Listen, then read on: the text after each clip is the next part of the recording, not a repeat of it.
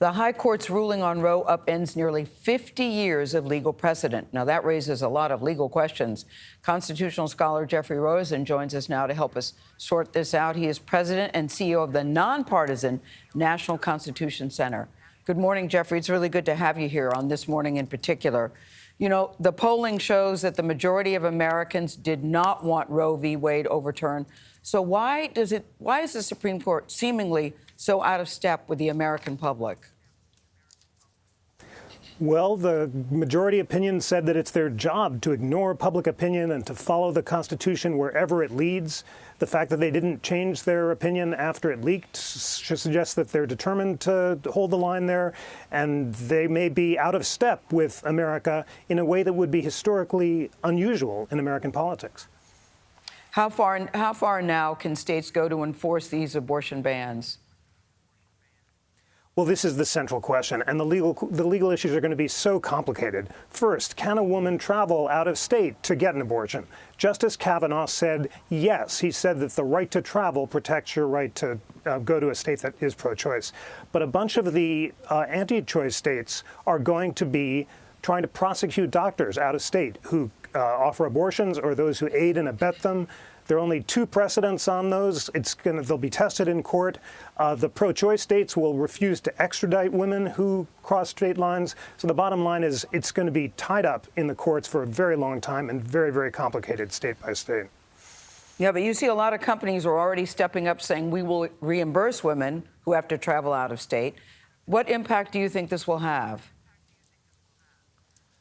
Well, it'll have huge effects on where people decide to work, and a lot is going to turn on the availability of the abortion pill, which you were talking about earlier. The Justice Department last week said that states may not ban the abortion pill based on disagreement with its health or safety. And generally, federal regulations preempt state regulations. But a bunch of states are already moving to ban the abortion pill. Those will be tested in court, and ultimately it's not clear what the Supreme Court will say about this preemption issue. So there, once again, we're not going to know the final answer for a long time to come.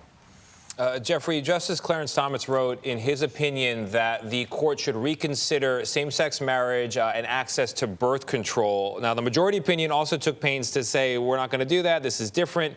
But give us a reality check here. Does what Clarence Thomas wrote portend other rights being threatened in this ruling? Well, as Jan Crawford said earlier, the majority said abortion is different than gay marriage and contraception because it involves a fetus. And there's another difference between contraception and abortion, namely that there was a tradition of protecting contraception in the 60s, and the court said there's no tradition of protecting abortion.